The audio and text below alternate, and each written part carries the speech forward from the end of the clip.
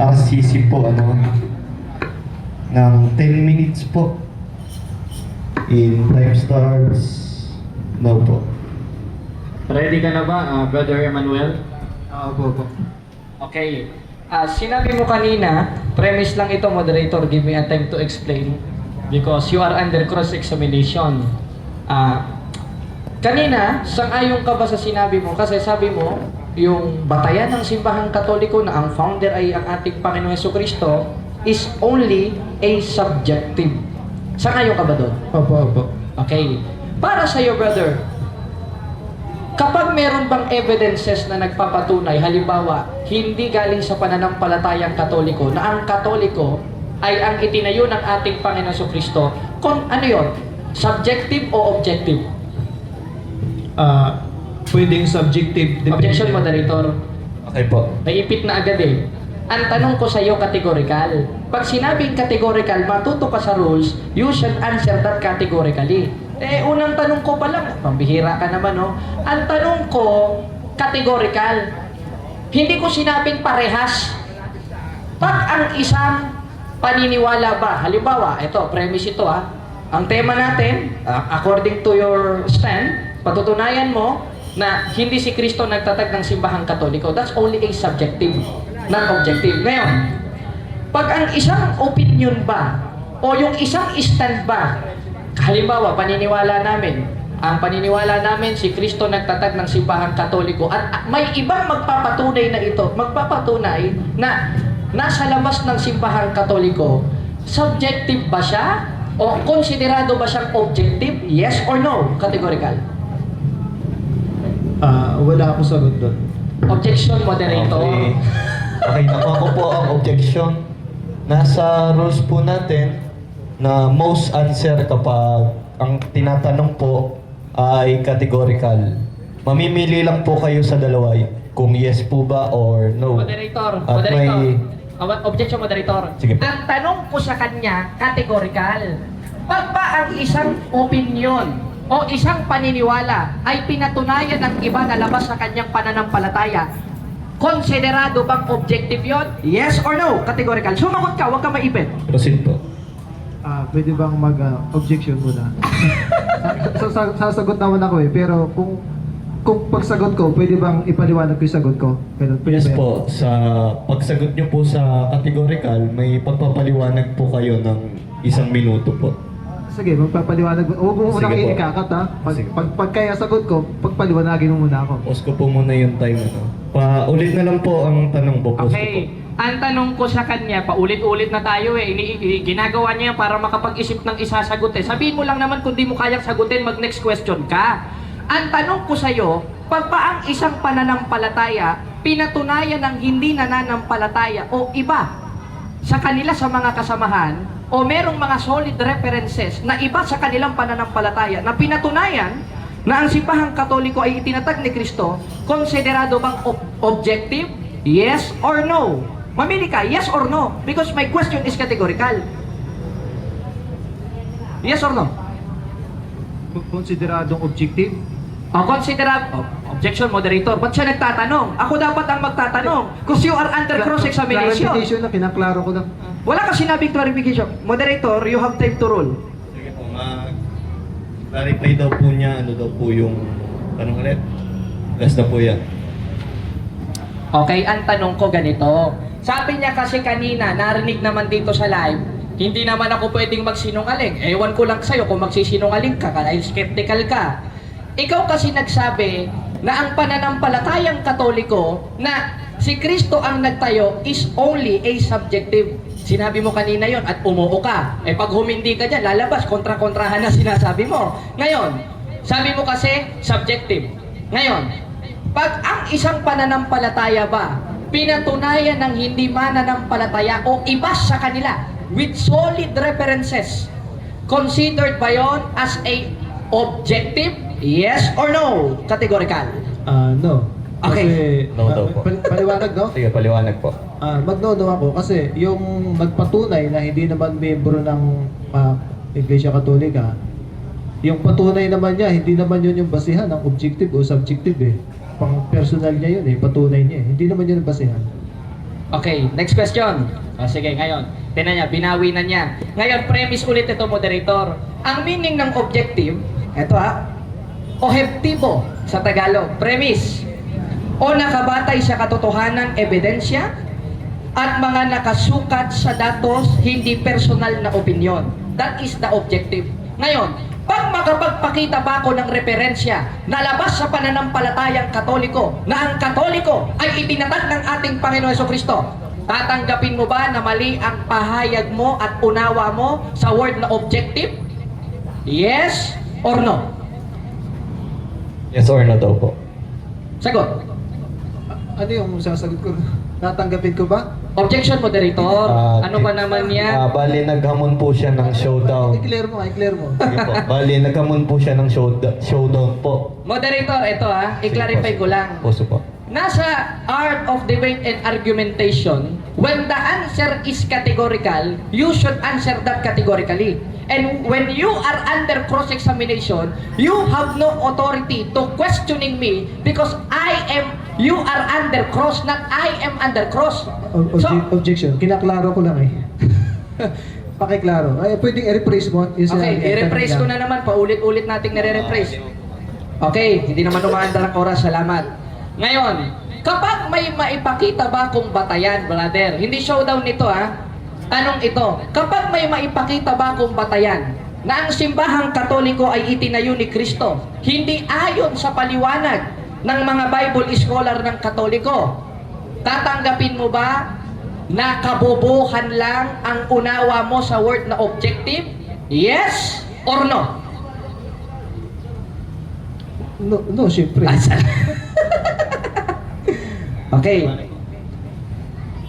Paliwanag pa, hindi ko nga masyado maintindihan yung tanong. I-clear mo nga yung tanong niya, rephrase mo nga.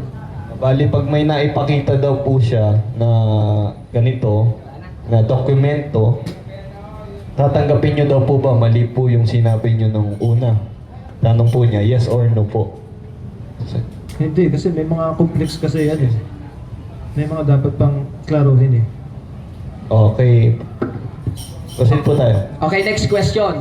Saang diksyonaryo mo nabasa na kapag nakapagpakita ng batayan hindi galing sa kanila o opinion ng iba with evidences ay hindi objective? Ano? Magpakita ka. Give me meron ka bang maipapakita na aklat o diksyonaryo na ang kahulugan ng objective is kahit hindi ka magpakita ng references, eto, i-clarify ko, moderator, meron ka bang maipapakita? Magpakita kang page ng dictionary o kahit ano man lang na bibigyan kita ng aklat dito. Ito Ito, brother. Bibigyan kitang aklat. Ayan. Partidahan na kita. Okay? Ngayon, saan mo mababasang aklat sinasabi na ang word na objective ay hindi tumutukoy sa pagpapakita ng referensya gaya ng aking napatunayan ngayon? Meron ka bang maipapakita? Meron o wala patunay na sinungaling ka? Pass ako, pass na tanong. Meron o wala? Pass yung tanong, pass ako doon. Pass? daw po. Salamat, pass. Okay, next Proceed. question. Iwanan na kita dyan, balik tayo sa tema. Total, ayaw kitang mapahiya sa harap ng mga tao, brother. Ngayon, eto ang tanong. Eto clarification muna ito.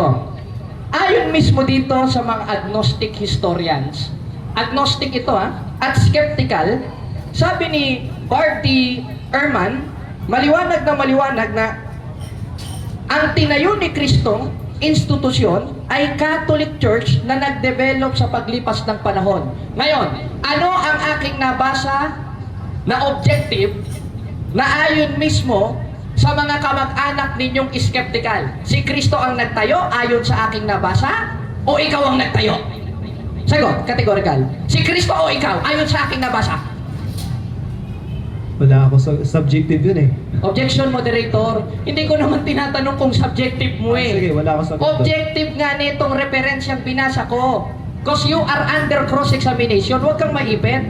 Ang tanong ko sa'yo, ulitin ko, moderator inuubos ang oras, wala pa nasasagot sa tanong ayon mismo dito sa isang skeptical professor na si Bart D. Ehrman, agnostic, hindi lang sa agnostic, hindi lang siya atheist, kundi considered rin siya na skeptical, ang institusyon na Catholic Church ay nag-develop sa paglipas ng panahon na si Kristo mismo na umiral ang nagtayo. Tanong, ayon sa objective na nabasa ko, na ayon mismo sa paliwanag ninyong mga skeptical, na si Kristo ang nagtayo ng simbahang Katoliko, ano ang aking nabasa? Si Kristo ang nagtayo?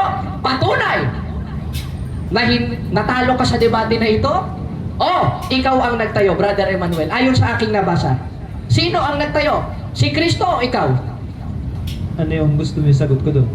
Categorical, mamili ka. Pili ako? Si Kristo daw po ba ang nagtayo o Naipit ikaw na daw yung po, bihira naman, no? Emmanuel? Si Kristo o ako? O, ayon sa aking nabasa, ayon sa objective Based po sa na kanya. aking nabasa, sino ang nagtayo? Ikaw o si Kristo? Bale, gusto ko po niyang paaminin lang dun sa sinabi niya, ay sa binasa niya. Anong po Pareho nabasa? namang wala doon yung sagot eh. Therefore, next question. Oo. O, next question na naman. Graduate Sige ka na po. sa kaka-next question mo. Sunod na tanong. Ay, nako. Ano ba yan? Sunod na tanong. Ayon rin dito ulit, objective na naman ito. This is not subjective because this is not Catechism of the Catholic Church. This is not the Bible. This is not a canon law of the Catholic Church. Premise, ha? This is the explanation of the historians and skeptical and agnostic atheists. Ngayon, ang sabi naman ni Maurice Casey, nagsimula ang Christian movements na Katoliko sa ating Panginoong Hesukristo sapagkat siya ang nagtayo. Ano? Ayon sa objective na aking nabasa, sino ang nagtayo ng simbahang Katoliko na ayon mismo sa mga agnostic na katulad mo? Si Kristo o ikaw? Categorical.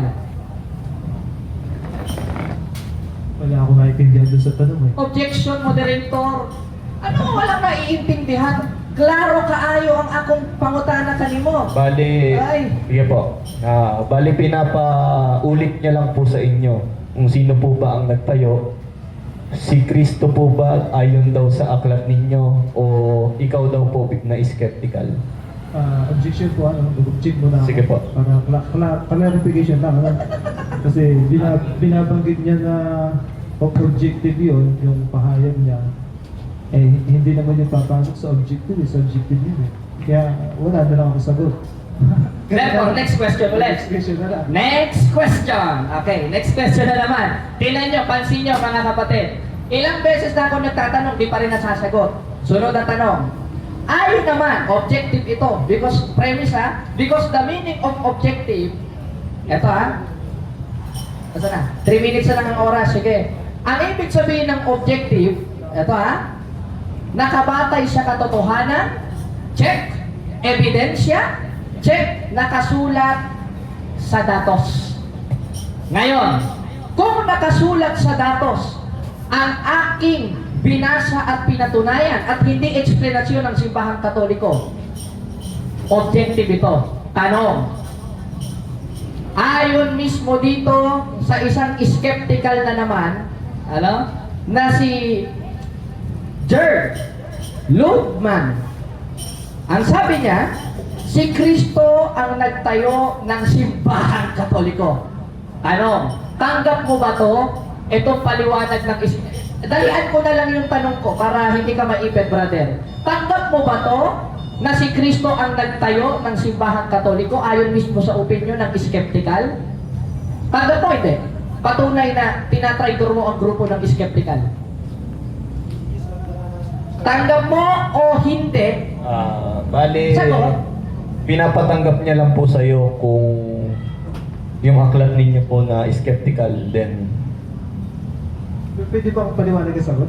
Moderator, ang tanong ko categorical, ba't ka magpapaliwanag? Pwede po. This is not your time to explain. Your time is to answer my question because my question is categorical according to our rules and according to the art of debate and argumentation.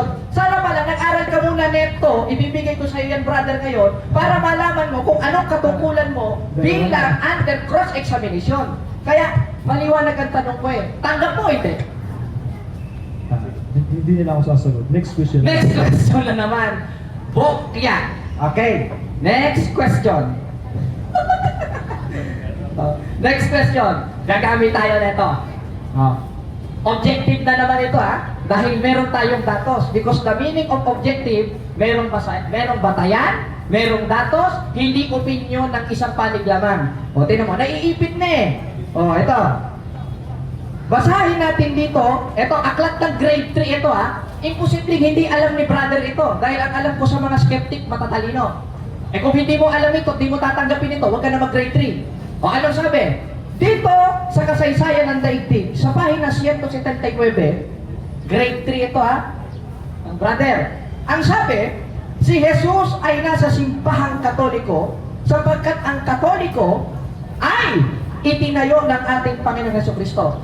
Ayon sa objective na aking nabasa, sino ang nagtayo ng simbahang Katoliko? Pag grade 3 lang ito, ay posibleng di mo alam to. Si Kristo o ikaw? Wala din yung sagot eh.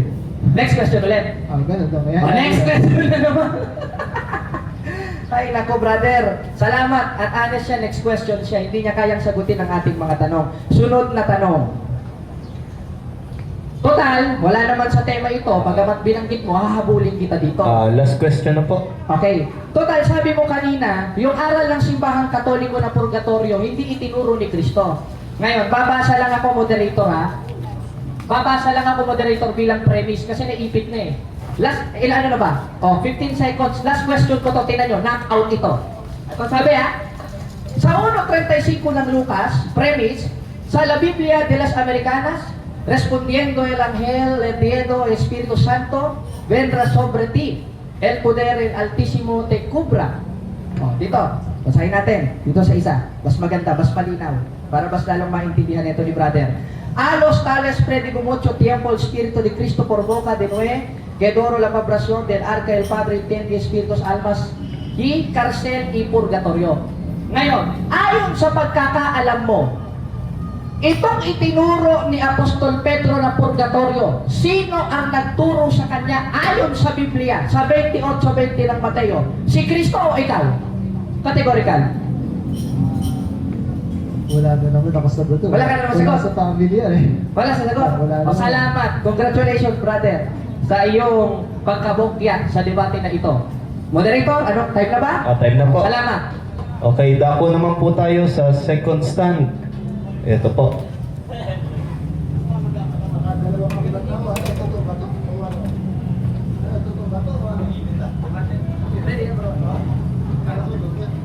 Opo, dako naman po tayo sa second stand na patutunayan ko. Ito naman po sa stand naman po ito ng RCC. Na patutunayan ko na si Kristo naman ang nagtayo ng Catholic Church ayon sa Biblia at dokumento o mga referensya. Proceed po tayo ng 15 minutes ulit. In time starts now po. Maayong hapon kanatong tanan, mga igsuon, mga higala. At natutuwa ako sa ating katunggali dahil hindi siya malikot. Hindi tayo gaanong nahirapan. Dahil yung ibang mga nakakalaban ko parang palos. Lumulusot pa kahit malini. Salamat sa iyo, brother, dahil honest ka na. Hindi mo talaga nasagot ang laylaing pangutana ko, mga tanong ko. Ngayon, ano bang meaning ng subjective and objective? Kanina binanggit niya po yun. At ang sabi niya, ang explanation natin bilang patotoo na ang nagtayo ng nagtayo ng simbahang Katoliko si Kristo is subjective. Alamin muna natin, ano ba ang meaning ng subjective? Ito po ang ating mababasa. Ayan. Subjective means based on personal feelings, opinion, taste, or experience rather than objective facts. Sa Tagalog, ang subjective ay nakabatay sa personal na opinion. Ikaw lang man nakakaroon ng personal na opinion dito. Katunayan, wala kang andalang libro para patunayan yung sinasabi mo Kaya nga hindi ka nakasagot sa tanong Therefore, yung stand mo, that will be considered as subjective. Now, what is the meaning of word objective? Andito po ating mababasa. Objetibo. Check. Nakalagay, nakabatay sa katotohanan, ebidensya at nakasulat na datos, hindi sa personal na opinion lang. Hindi po personal na opinion ito. Because Well, this is my personal opinion. Hindi na ako nagdala ng katakot-takot na libro. Kung subjective lang rin naman ang pag-uusapan. Yayabang ang aking explanation is objective. Nagdala ko ng katakot-takot na libro. Ngayon, ano ba ang patunay na ang nagtayo ng simbahang Katoliko ay ang ating Panginoon Kristo ayon sa Biblia? Basahin natin sa 16:18 ng Mateo, ikay Pedro sa ibabaw ni ining bato, pakatukuron ko ang akong simbahan. Sa Tagalog, o kay Pedro, sa ibabaw ng batong ito, itatayo ko ang aking iglesia. At ang pintuan ng Hades ay hindi magsisipanaig laban sa kanya. Sinong kausap? Si Pedro. Ngayon, kailangan nating malaman kung nag-exist pa talaga si Pedro, historically, archaeologically speaking. Ngayon ko lang gagamitin ito, sapagkat ang nilusutan niya naman kasi yung subjective, punta tayo sa objective references. Ngayon, totoo bang nag-exist si Pedro na siyang inutusan ni Kristo during sa pagtatayo niya ng kanyang simbahan? O, tingnan po natin. Ang nangyari kasi, pagkatapos utusan si Pedro, nung matayo ang simbahan, at yung simbahan na yun sa Muebe 31 ng Gawa, tinawag na Iglesia Katolika Apostolika Romana, at ang pananampalataya nun, ayon mismo sa Biblia Protestante, Protestanting Biblia ito dito sa 1611 King James Version, hawak ko mismo ang genuine na aklat, baka sabihin mo, subjective ito. Objective ito dahil hindi ko naman aklat ito. Aklat Protestante ito na may nihilobstat ng mga pastor noong 1611. Ano bang sabi? He warned them not to believe all teachers who boast of the Spirit, but to try them by the rules of the Catholic faith.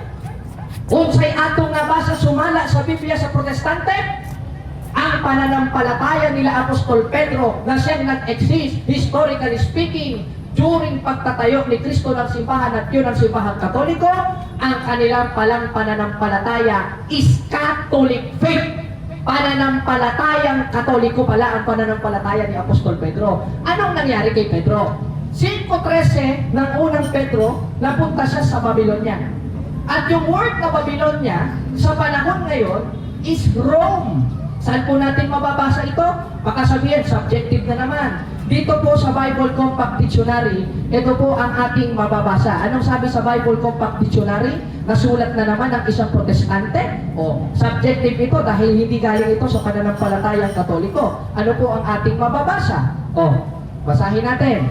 Tingnan mo to, pakinggan mo to, Brother Emmanuel ano po ang ating mababasa? Andito po sa The Bible Compact Dictionary. Ang sabi? Ayan, hanapin lang natin. Yan. Only in New Testament do we hear of Peter's being in Rome. Amen? Amen. Ibig sabihin, si Apostolo Pedro, na siyang saksi sa pagtatayo ng simbahan na itinayo ni Kristo, nakarating pala sa Roma. Ano namang patunay natin, labas sa Biblia na si Pedro ay nag-exist? Una, ayon sa apostolikong tradisyon, sa 2:15 ng ikalawang Tesalonica, si Pedro ay minartir sa Roma. Namatay si Pedro sa Roma at dinibig sa Roma. Meron bang patunay? Ito, baka sabihin mo na namang subjective ito. Archaeological opinion po ito at basis. Anong sabi? Dito po sa... Ito, basahin natin sa Wikipedia. Wikipedia ito Hindi basta-basta ito. Meron pong mga source ito. Ang sabi, 60 to 70-year-old men, Margherita Guarducci, argued that these were remains of St. Peter and they had been moved in a niche. Nilipat pala ng nicho yung buto ni San Pedro na ayon mismo sa mga archaeologists. Patunay na si Pedro ay nag-exist, archaeologically and historically speaking, na siyang inutusan ni Kristo makapunta sa Roma na nag-umpisa sa Jerusalem at yun ang simbahang Katoliko. Matibay na batayan na ang nagtayo nito ay ang ating Panginoong Jesucristo. Tutulan mo ngayon yan ang itanong mo sa akin. Baka na naman bumokya ka. Saan natin mababasa? Ang sabi nga sa 8:8 ng Job, read the book of history and see. Anong mababasa natin sa kasaysayan? Basa tayo ng kasaysayan. Dito sa The New Book of Knowledge Encyclopedia, Volume 16, page 287. The history of the Roman Catholic Church is begun in Upper Rome and Jerusalem almost 2,000 years ago. Anong sasabihin mo na lumitaw lang ang simbahang Katoliko pagkamatay ni Kristo? Yung word na 2,000 years ago, historically speaking, referred yun in a first century. Amen? At yung first century, historically speaking, konsiderado yon as 33 AD. Ibig sabihin, itinayo ni Kristo kanyang iglesia, 33 AD. Saan? Sa Jerusalem. Sa pamamagitan ni Pedro. Si Pedro nakarating sa Roma, namatay sa Roma. Meron tayong mga artifacts, patunay na yun ay totoo, na nag-exist si Kristo, na nagtayo ng simbahan, at ang simbahan na yun, anong sabi? And the church described to be the society that Jesus Christ found. Sa Tagalog, at ang simbahan na ito ay diniskriba na itinayo ng ating Panginoong Hesukristo. Anong simbahan? Balik tayo sa Biblia. Ang sabi, yon ang Iglesia Katolika Apostolika Romana o Simbahang Katoliko. Na ayon mismo sa eksplanasyon ng mga Protestante, dito sa 1611, ay merong pananampalataya na tinatawag na Catholic faith. Kaya nga ang simbahan na nanatili dahil puro ang pananampalataya niyan na nag-umpisa kay Kristo, sumunod kay Pedro, at nagkaroon ng apostolic succession, at sa ngayon ay meron ng 267 popes. Ang daming popes nito. Nag-umpisa kay Pedro, sunod kay Linus, etc. Sa panahon natin, si Saint Benedict, si Pope Francis, at sa kasalukuyan ay si Pope Leo XIV. Hindi naman napuputol kasi ang ugnayan niyan na nag-umpisa kay Pedro, ngayon ay na kay Papa Leon.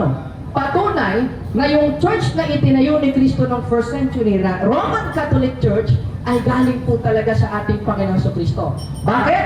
Dahil sa 16-18 ng Mateo, ito'y hindi pananaigan ng Hades. Ito'y hindi pananaigan ng impyerno. Sapagkat sabi sa 3:11 ng Efeso, ito ay nasa panukalang walang hanggan. Kaya ang tungkulin mo ngayon, when I am under cross-examination, ayon mismo sa the art of argumentation and debate, is to question me, o questioning me with my own references.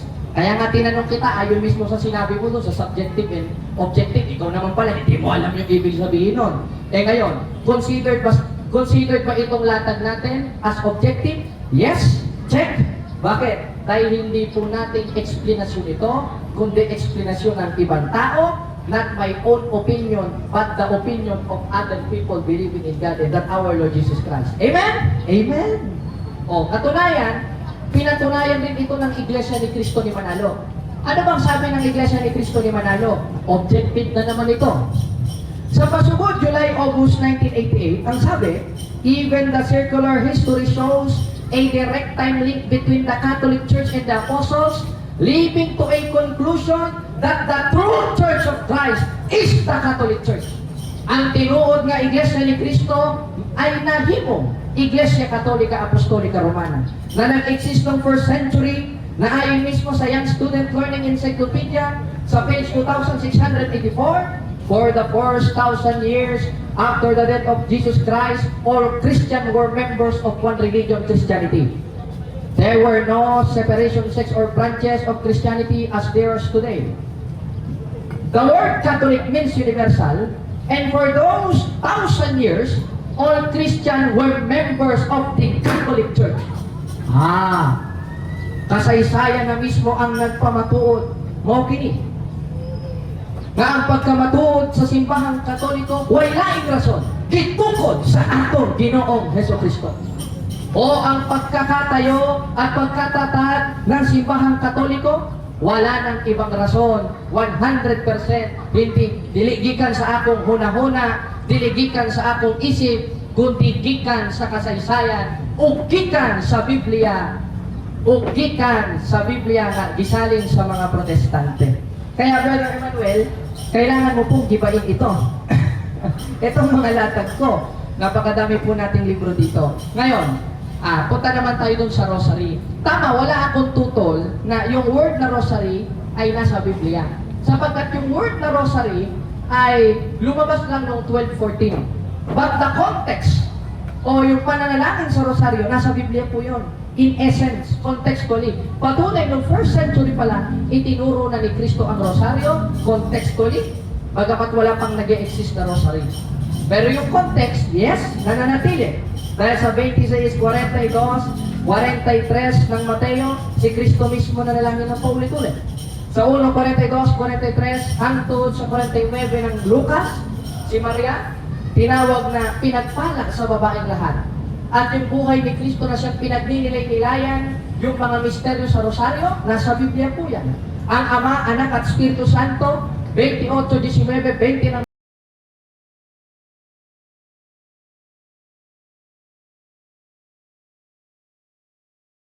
sa Bible. Pero hindi naman kasi kailangan yung nabase.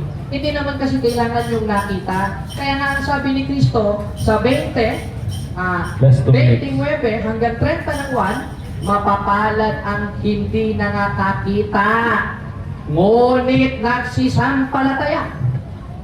Kaya kami mga Katoliko, hindi kami Bible alone. Kaya nga yan mismo ang patunay na hindi kami subjective eh. Ang faith namin hindi subjective eh. Ano pang patunay? Basahin natin dito sa isang komentaryo ni William MacDonald sa Bible Commentary. Ano ang ating mababasa? Ito po. Dito sa explanation niya sa 16, 18 ng Mateo, ang sabi, Church is built on Jesus Christ. Aba, tinayo pala ni Kristo ito. At sabi, the Christ, the Son of God, said, I will build my church. At yung church na yon, sa pamamagitan ni Pedro, yumaon sa bawat bansa. At isa sa bansa ay yung Roma. Kaya sabi sa 1:7 ng Roma, ang mga taga-Roma tinawag na mga banal, nakapunta sa Espanya, at yung nakarating sa Espanya, nakarating sa Pilipinas, na ayon mismo sa sulat ni Sonia M. Saide na isang born-again Christian sa pahina 123, the greatest legacy of Spain to the Filipino people is Christianity, specifically the Roman Catholic Church. Strangely, this religion was Asian origin, being founded by Jesus Christ in Palestine. Kaya maliwanag na ang nagtayo ng simbahang Katoliko, walang iba kundi ang ating Panginoong Jesucristo. Sana magiba niya itong presentasyon ko na hindi ko mismo paliwanag, kundi paliwanag ng ibang tao. Kaya moderator, i-wave ko ang aking time. Salamat sa Diyos. Okay, we need na po. At dako naman po tayo sa pangalawang tanungan o cross-examination. 10 minutes po ulit. Ano? Ready ba? In time starts. Tao po.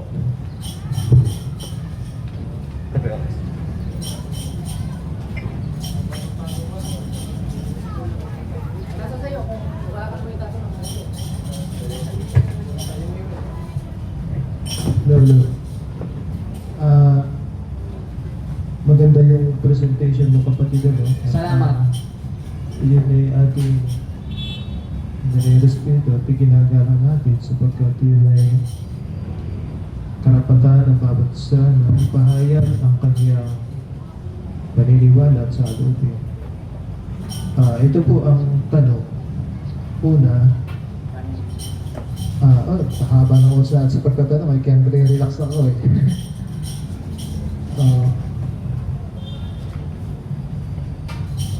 Kung si Jesucristo ang nagtatag ng simbahang Katoliko, bakit nagtuturo ang simbahang Katoliko ng mga turo na hindi naman iniutos ni Jesucristo?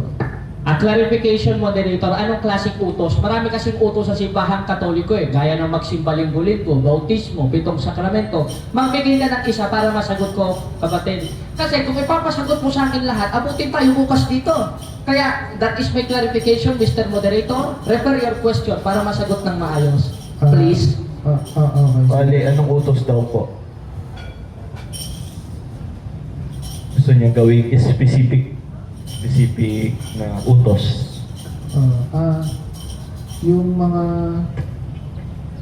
itinuturo ng simbahang Katoliko na hindi naman iniutos ni Jesucristo, gaya ng binyag, yung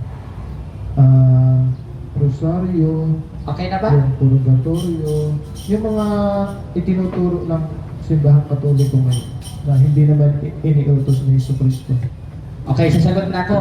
Una, nagkakamali ka dyan, kapatid, sapagkat yung binyag, nasa Biblia yan.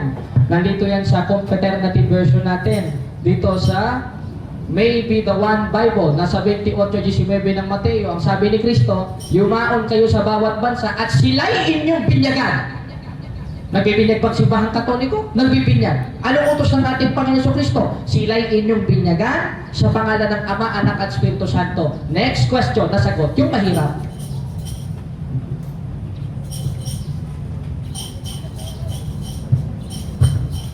Sino ang nagsabi na si Jesucristo ang nagtatag ng simbahang Katoliko? Si Sonia M. Saibe at iba pang mga historians na matalino pa sa'yo. Pati mga skeptical, hindi pumapanig sa'yo eh. Kaya hindi ako ang kaaway mo sa debate, maski yung mga kapartner mo, kaaway mo eh. Bakit? Dahil ayon rin mismo dito, sa opinion ng isang skeptical, considered as objective term, si Maurice Casey, si Jared Lodeman, napakadami nito, si Bart D. Ehrman, at dami pa, ito si They.R. May McCulloch. At ayon rin mismo dito sa kasaysayan ng aking binasa, nasa Word Almanac na binasa ng maraming historians, Roman Catholic founded by Jesus Christ. Nabasa ang tanong. Next question please, yung mahirap. Okay. Saan mababasa na sinabi ni Jesucristo na itatatag ko o itatayo ko ang Iglesia Katolika Apostolika Romana? Meron. Ayon sa 16:18 ng Mateo contextually, dahil hindi naman yan numerically. Anong sabi?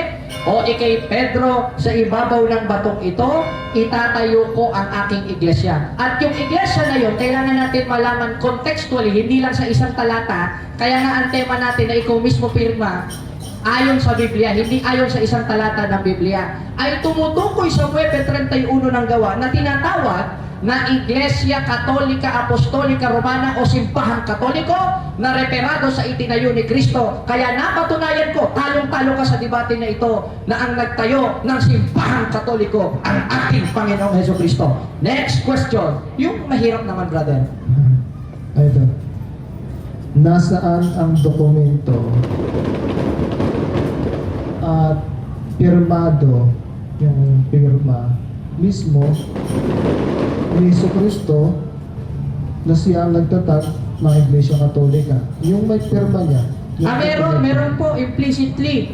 Meron po implicitly na pirma niya. Dahil marami po kasing kahulugan yung context na pirma. Una, sinang-ayunan. Pangalawa, na-authorize. Ang Simbahang Katoliko, meron niyang pirma ni Kristo contextually and implicitly sapagkat ang simbahan, ang foundation and pillar of truth. At bago yun, kanina binasa ko na, kung kung naintindihan mo, hindi mo na itatanong yan eh. Sa 16:19 ng Mateo, yung pirma ni Kristo o otorisasyon niyang nilagay sa simbahan, ano mang ipahintulot sa lupa, ipapahintulot sa langit. Ano mang kalagan mo sa lupa, ay kakalagan sa langit na nangangahulugan na pirmado ni Kristo ang pagtatayo niya ng simbahan na ayon mismo sa dokumento. Gamit na akong CCC ha. Total, dyan ka na pumunta. Sa Catechism of the Catholic Church 811, this is the true soul. That the Church of Christ, built by our Lord Jesus Christ, is the Roman Catholic Church, pirmado kay Kristo. Next question. Sino ang sinabihan ni Jesucristo? Sino ang sinabihan ni Jesucristo na ako ang nagtatag at founder ng Simbahang Katoliko? Ang mga alaga. Wala ka na bang mahirap na tanong dyan? Bakit? Dahil sa 16:18 ng Mateo, si Kristo mismo nagsabi, ikaw Pedro. O isa na si Pedro, pinatunayan ko, archaeologically speaking, na si Pedro nag-exist, patunay na hindi kuro-kuro lang ito, subjective term ito. Na ano, ikay Pedro, sa ibabaw ni ining bato, pakatukuron ko ang akong simbahan. At ang simbahan na yon, maliwanag na maliwanag sa 9:31 ng Gawa sa La Sagrada Biblia, tinawag na Iglesia Katolika Apostolika Romana. Kaya pirmado kay Kristo, sinabi ni Kristo, check. At nasa Biblia, check. May dokumento, check. Next question. Ano-ano ang mga itinuturo ng Katoliko na hindi itinuro ni Jesucristo? Objection, moderator? Okay po. Fallacious argument. Fallacious question. Dahil Okay. ayon mismo sa, basahin natin dito sa argumentation and debate, sana inaral mo, fallacious, loaded fallacy question yan eh. Bakit? Dahil wala namang turo ang simbahang Katoliko na hindi itinuro ni Kristo. Kaya nga kami apostoliko sapagkat ang katuruan namin ay turong apostoliko na ayon sa 14:37 ng unang Korinto, galing kay Kristo. Tutulan mo yung sinabi ni Pablo, maniniwala na ako sa iyo. Ay, gusto mo ikaw magpapako sa krus, isasabit ka dyan para maniwala kami sa iyo. Maliwanag na maliwanag ang sinasabi sa Biblia, maliwanag na maliwanag ang sinasabi sa referensya na hindi mo natutulan, na ang nagtayo at nagtatag ng simbahang Katoliko ay ang ating Panginoong Jesucristo. Next question, please. Ito, last na ito. Last question na? Oh. Ano ba yan? Hindi pa ako pinagpawisan, kapatid. Ano yung itinuturing ng simbahang Katoliko? Yung itinuturing mo, itinuturing din ng authorized ng simbahang Katoliko. Yung simbahang Katoliko mismo. Na ano? Anong punto mo Ano yung doon? itinuturing nyo na legal? Legal na dokumento Ito mismo. Solid references. na si Dahil- Jesucristo ang nagtatag. Ito na mismo, kapatid. Ito ay tinuturing mismo ng simbahang Katoliko. Alam ko, pupunta ka dyan sa puro-puro. Pupunta ka dyan, nasasabihin mo na ito ay subjective. Mali ka dyan. Consider din ito as objective. Sapagkat merong basihan, merong datos, ang sabi sa Catechism of the Catholic Church 811, this is the true soul that the Church of Christ built by Christ is the one holy Catholic Apostolic Church o ang simbahang Katoliko. Walang iba kundi ang kanyang simbahang itinayo. Itinuturing ba ng Katoliko ito? Official doctrine ng Catholic ito, pero hindi ito marerekomenda na subjective. Sapagkat ito'y nakadatos, ito'y opinion ng mga church father, kaya considered ito, ayon mismo sa term na objective. Wala ka na bang ibang tanong, brother? Salamat sa Diyos. Ay, conclusion na? Ilang minuto? 10 minutes? O sige. Ako na? Okay, dako po tayo sa huli pong conclusion ng 10 minutes po. In time starts action po. Sino? Ang haba ng 10 minuto. Yung mga sasabihin ko, sobrang konti lang eh. Magpailang muna ako. Yun, mga kapatid, salamat ulit. Conclusion na tayo. Yan, jogging muna ako, ang haba ng oras eh. Ang conclusion ko po, mga kapatid, ulitin ko lang. Kasi, ang basihan ng mundo, ang universal truth, yung katotohanan, para maituring mo na ikaw ang may-ari ng tindahan na yan, dapat nakapangalan yan sa'yo at meron kang legal na dokumento sa munisipyo, sa barangay, at sa bansa. Pirmado mo. Nung panahon ni Jesucristo, unang siglo yun eh.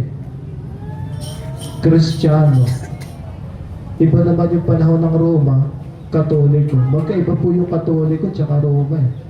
Yung Katoliko at saka yung Kristiyano, magkaiba po yun eh. Si Jesucristo, yung itinatag mismo niya, ano po yun eh, yung hindi po yun nakabase sa Vatican eh.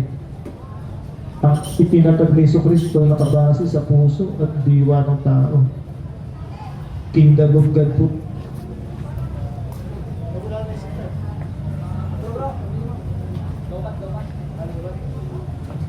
Ang haba ng oras eh. Ay, pero kapatid, yan. Wala na lang. Tuloy-tuloy. Dito ako, narito yung mga tao eh. Naghahanap ako ng tao. Kapatid, magandang hapon po sa inyo. Kaya po tutol tayo na si Jesucristo ang nagtatag ng simbahan katoliko. Ito po yung conclusion natin, mga kapatid. Sapagkat unang-una po sa legalization, sa dokumento, wala po eh. Ang meron lang claim. Eh siyempre, katoliko ka eh. So sabihin mo na may dokumento kayo, may claim kayo eh. Yung dokumento, hindi mo naman naiintindihan kung anong ibig sabihin eh. Alam mo ba ibig sabihin ng dokumento? Bigay tayo ng halimbawa ng dokumento.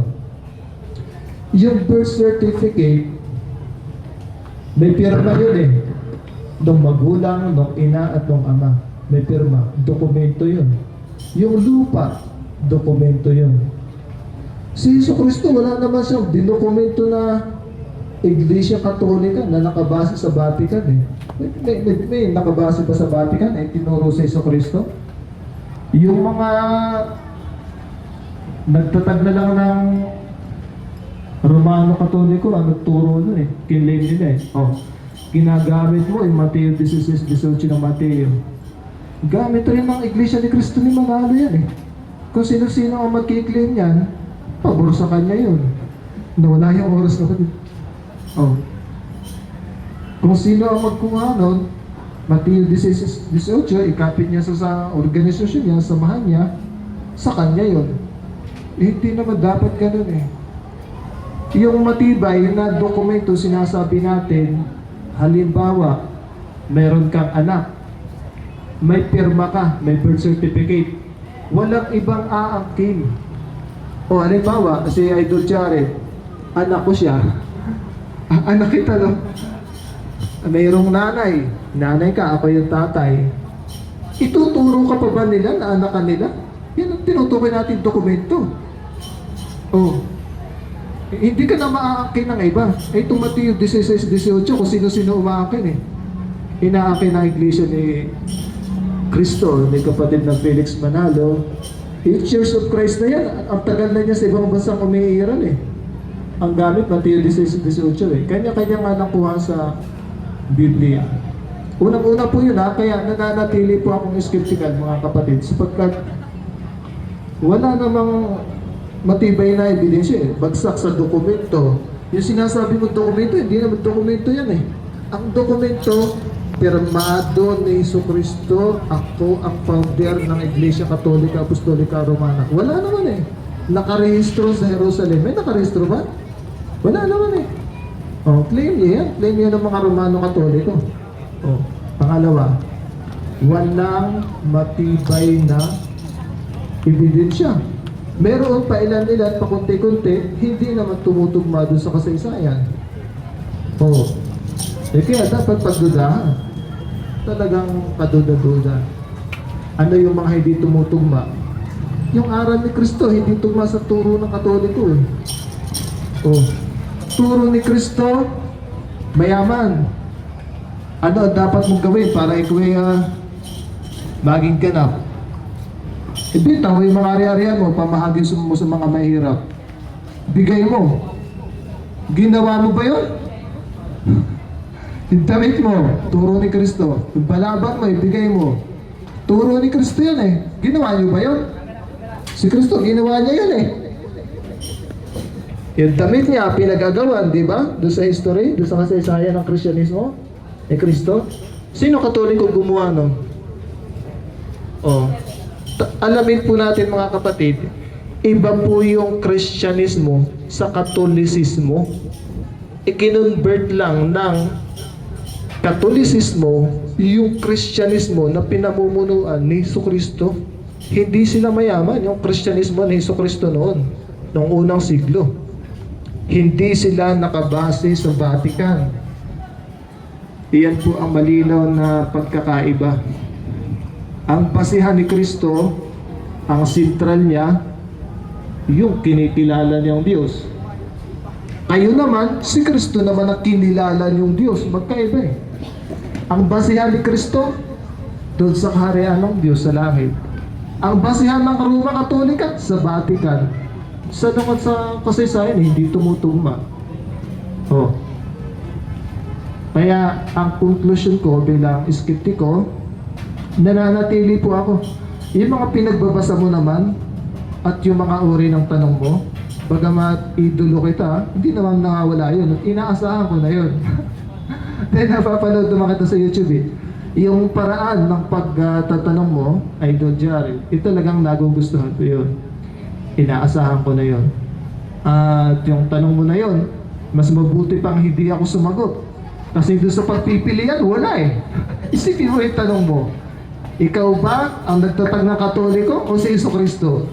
Ba't naman ako pipili doon? Unang-una, wala nang sapat na basihan na si Jesucristo nagtatag. Bakit naman sasabihin kong ako? Yung tanong mo pang ano eh. Pangsako. Pang-uto yung tanong mo eh. Paano tayo sasagot doon? Eh, halos lahat ng tanong mo, ganun eh. Wala tayong dapat isagot doon mga kapatid. Hindi ako ginagana magturo kanina. Wala akong makitang tao. Ano yung mga sasabihin ko? Wala akong mauuto. Gusto ko yung may nauuto ako eh. Gusto ko yung may nanonood sa akin. Kaya naririto ako ngayon sa mga tao. Pasensya ka na kapatid ha. Oh.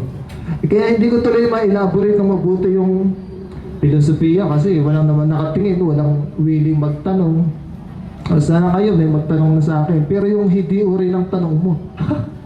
Yung uri ng tanong mo pang ano eh. Parang hindi tanong eh.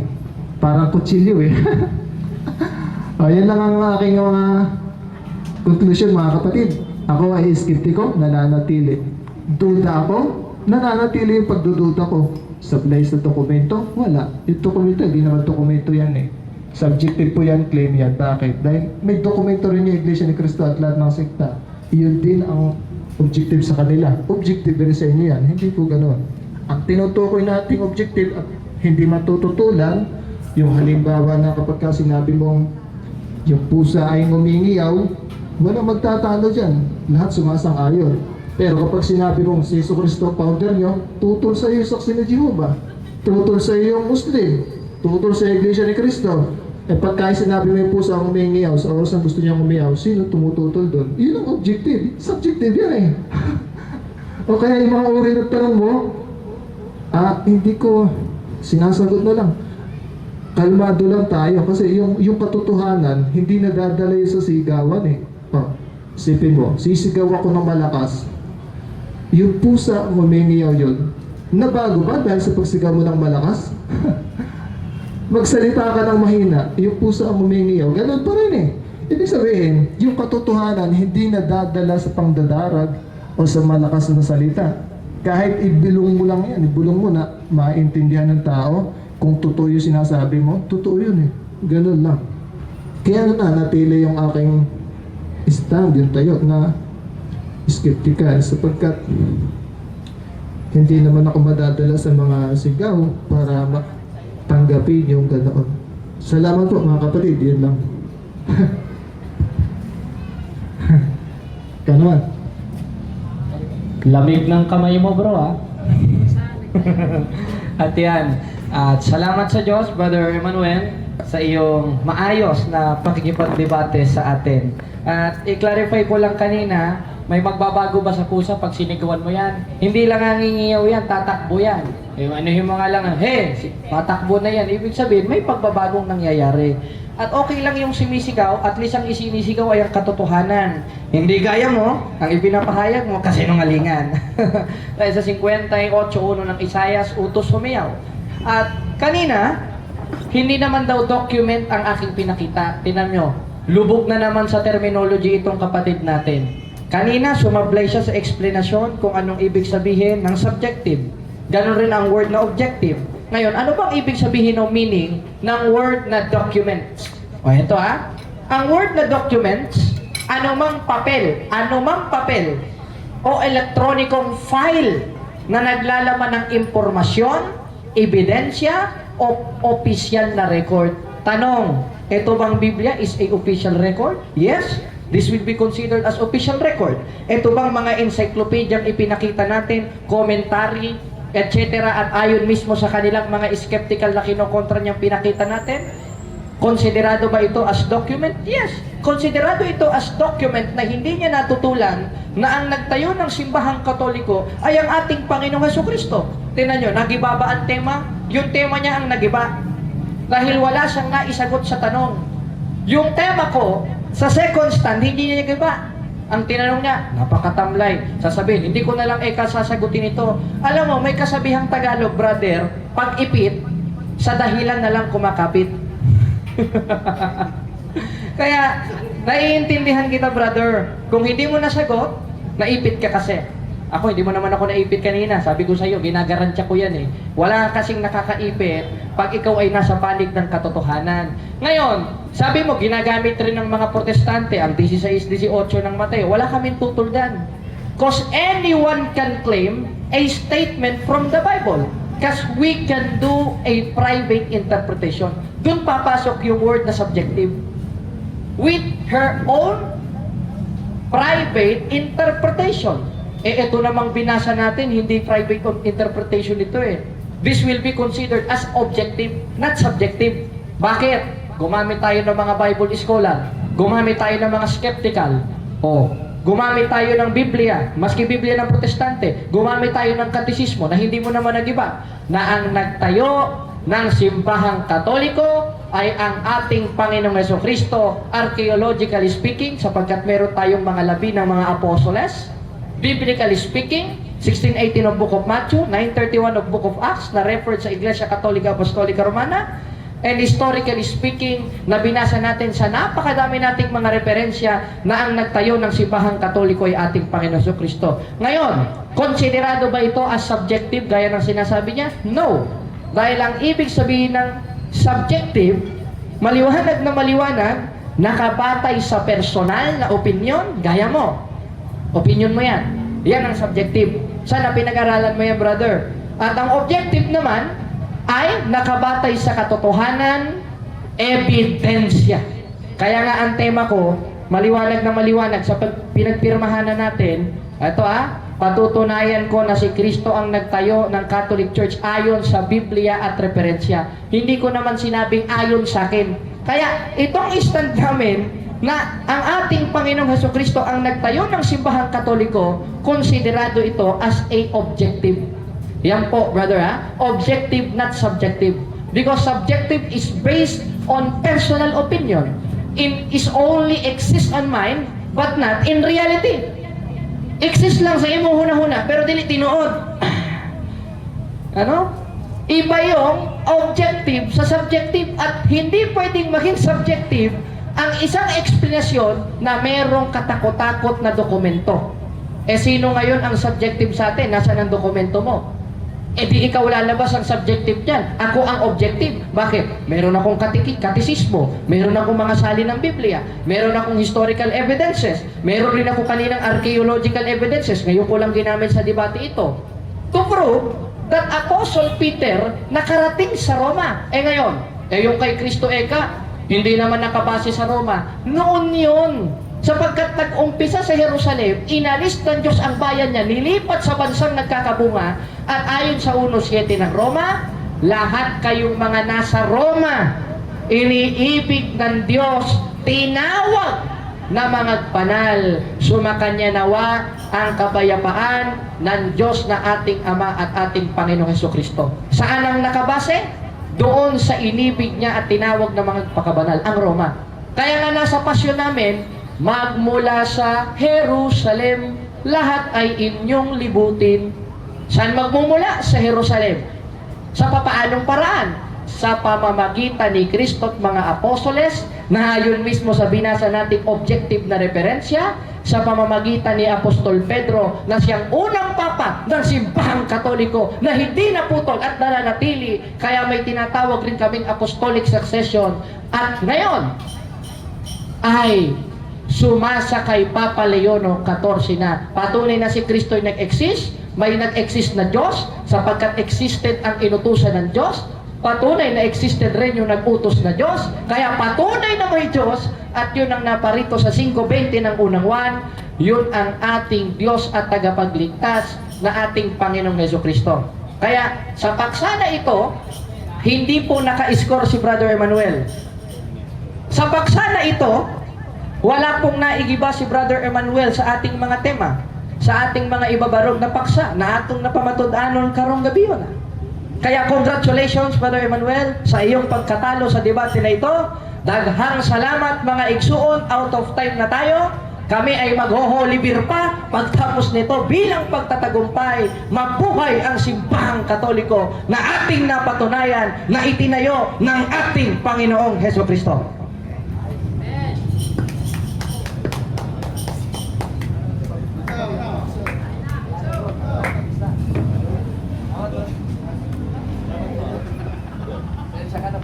Parang mas good lang yan, sabi nga kita sa basikuhan. Pero hindi ibig sabihin yung pagpasama sa debate. Pero okay na, ayos ang debate.